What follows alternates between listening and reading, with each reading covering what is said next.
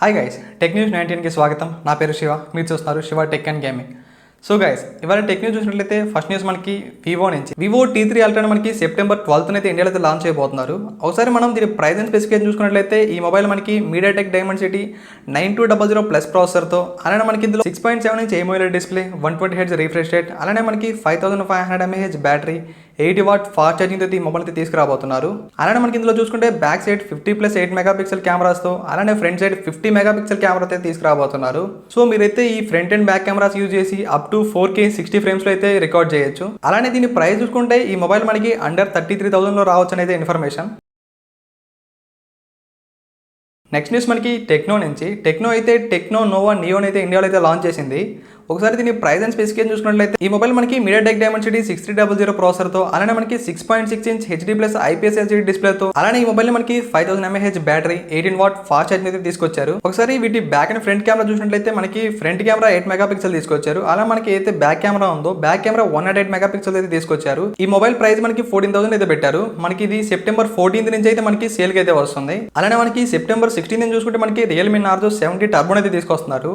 మనకి ఆ మొబైల్లో చూసినట్లయితే మనకి AMOLED డిస్ప్లే, అలానే మనకి మీడియాటెక్ డైమెన్సిటీ 7300 ప్రాసెసర్ అయితే యూజ్ చేయబోతున్నారు. ఒకవేళ మీరు 15,000లో మంచి మొబైల్ కోసం చూస్తుంటే మీరైతే ఆ డీల్ అయితే అసలు మిస్ అవ్వకండి. నెక్స్ట్ న్యూస్ మనకి శాంసంగ్ నుంచి. శాంసంగ్ అయితే ఒక న్యూ పేటెంట్ అయితే ఫైల్ చేసింది.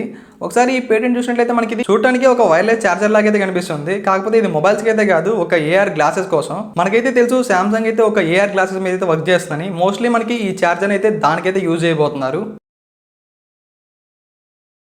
నెక్స్ట్ న్యూస్ కూడా మనకి శాంసంగ్ నుంచే. శాంసంగ్ అయితే మనకి Samsung Galaxy tab S10 series అయితే ఇండియాలో తీసుకురాబోతున్నారు. ఇప్పుడైతే వీటి display size and battery size అయితే మనకి లీక్ అయ్యాయి. మనకి శాంసంగ్ గెలాక్సీ S10 ప్లస్ చూసుకున్నట్లయితే మనకి ఇది 12.3 ఇంచెస్ అయితే రాబోతుంది. అలానే మనకి ట్యాబ్ S10 అల్ట్రా చూసుకుంటే ఇది మనకి 14.6 ఇంచెస్ అయితే రాబోతుంది. ఈ రెండు ట్యాబ్లెట్స్ కూడా మనకైతే AMOLED డిస్ప్లే అయితే యూజ్ చేయబోతున్నారు. అలానే మనకి శాంసంగ్ S10 ప్లస్ లో చూసుకుంటే మనకి 10,090 mAh బ్యాటరీ అయితే యూజ్ చేయబోతున్నారు. అలానే మనకి ట్యాబ్ S10 అల్ట్రాలో చూసుకుంటే మనకి 11,200 mAh బ్యాటరీ అయితే యూజ్ చేయబోతున్నారు.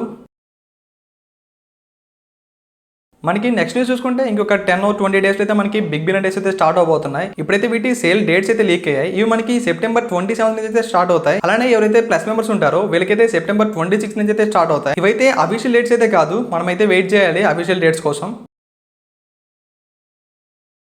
ఫైనల్ న్యూస్ మనకి రియల్మీ నుంచి. సెప్టెంబర్ 13th అయితే మనకి రియల్మీ P2 Pro అయితే ఇండియాలో అయితే లాంచ్ చేయబోతున్నారు. ఇందులో చూసుకున్నట్లయితే స్నాప్డ్రాగన్ 7s Gen 2 ప్రాసెసర్ అయితే యూజ్ చేయబోతున్నారు. అలానే అదే రోజు మనకి రియల్మీ అయితే ఒక టాబ్లెట్ కూడా తీసుకురాబోతుంది, రియల్మీ Pad 2 Lite అనే పేరుతో. సో చూడాలి దీని ప్రైస్ ఎంతవరకు పెడతారు. సో గైస్, ఇది వాళ్ళ టెక్ న్యూస్. రేపటి టెక్ న్యూస్ లో మళ్ళీ కలుద్దాం. Until then see you, bye by.